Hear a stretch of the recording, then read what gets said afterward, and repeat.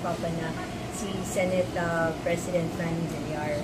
So yun, so it's always nice to come back to Western Visayas, and tuwang-tuwa po ako. Actually, na-late ako dahil ang dami kong kinain na seafood kanina sa lunch. Napadami yata. It's such a beautiful place, but I feel perhaps the best part of Capiz is really the warmth of the people. Talagang, I was so touched by the very warm welcome that they gave me, and also so touched by the support of Governor Castro and our officials. And I'm also here to reiterate that the Villar family is always here to support Capiz, and especially the sectors of agriculture, which is very important here.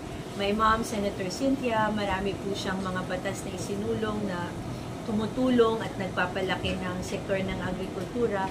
At kung pagpapalain tayo, yun yung mga isa sa mga bagay na nais natin ipagpatuloy sa Senado.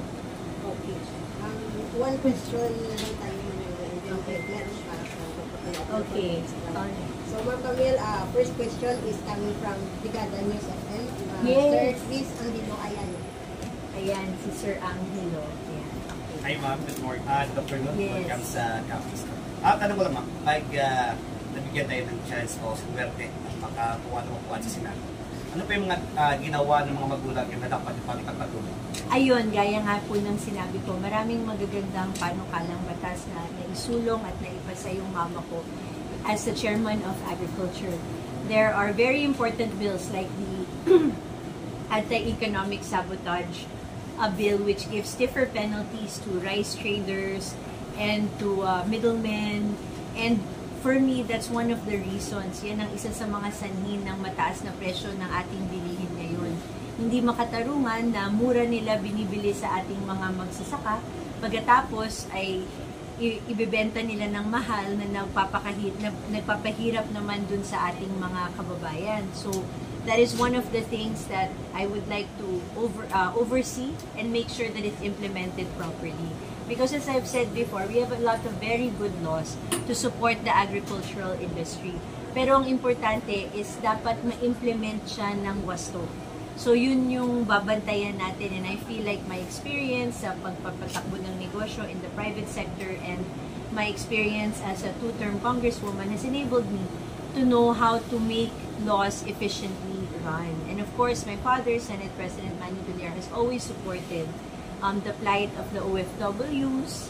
So tutulungan natin sila. And ang aming pamilya, syempre, alam namin kung gaano kahalaga ang pabahay sa pamilyang Pilipino. So yan ang mga tututukan natin, as well as support for MSMEs. Kasi ang ating micro and small medium enterprises, which we have here in Capiz, they're responsible for about 70% of the jobs. So kung susuportahan natin sila, mas marami pa pong trabaho ang mabibigay nila sa ating mga kababayan. So yun yung mga nais kong nasimula ng mga magulang ko, nais ko pang ipagpatuloy at isulong. Next question is from RMTYBR, Sergeant Paul. Ayan, hi. Good afternoon from Regional Network, Yes. Arden. Senator, Congressman, yung isa sa problema ngayon ng agriculture natin, ng farmers natin, sobrang mahal po ng abono. Na-start po ito during 2019 pandemic. So if ever po nanggupo kayo sa Senado, Senator, mga plano po ba tayo? Yes. Actually, ang actually, our long-term solution really to our agricultural problems, yung mga subsidies, yung mga panukalang batas that prosecutes rice traders, those are short to medium-term solutions. But really the most sustainable solution is empowering our farmers. So maganda yung emancipation law natin ngayon na nagbibigay ng mga titulo sa iba sa ating mga farmers around the Philippines. I think over 600,000 beneficiaries to throughout the Philippines na mapapasa kanila na yung mga lupang sinasakahan nila. Tapos wala na pong utang yan para makafocus na sila sa efficient na or mas murang pag-grow ng food na ginagrow nila. But yes, you're right. Dun sa abono, paano ba natin ma-address yan? First, we should give financial help and support in the short term. Tapos pagkatapos niyan, we need to empower our food producers, our farmers. Pwede natin silang bigyan ng machinery para maging mas efficient ang output nila per hectare, per square meter of their land, di ba? Kailangan matulungan natin silang mapababa yung cost nila sa pag-produce ng food para hindi lumalaki yung abono nila. Dapat mapatawid natin yun. So, pwedeng gumamit tayo ng training, financial assistance, giving of machines, and other programs that makes it easy for them to produce food. Okay, now, next question, and probably the last question, is from our Lola, from senior citizen, Lola Ami, from Palabra de Honor. Good morning po ako, ma'am. Yes, ma'am. Ma'am, sa Women's Month, ano po support natin sa mga kababaeng natin sa mundo? Bilang isang babaeng leader, actually, naiintindihan ko na ang daming ginagawa ng babae. You are a wife, a mother, inaalagaan mo pa yung mga magulang mo or pamilya mo, you run the household, and naghahanap buhay ka pa. At minsan, in most cases, you still give back to the community.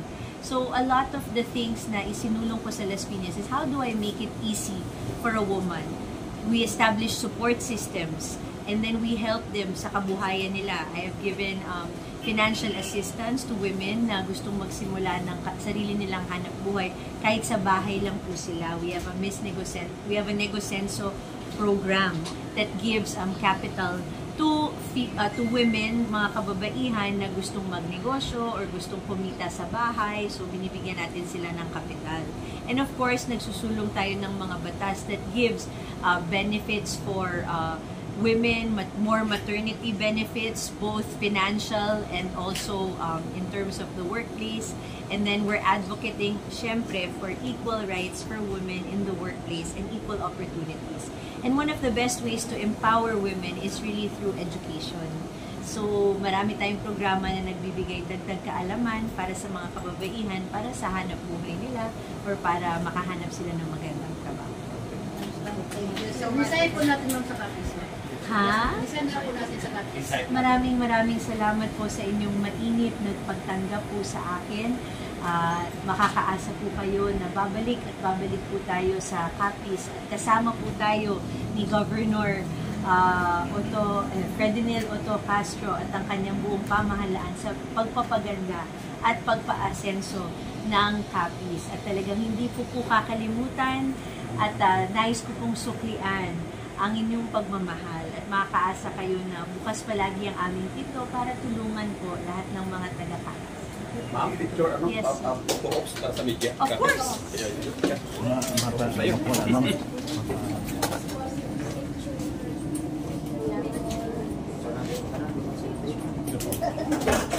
Picture.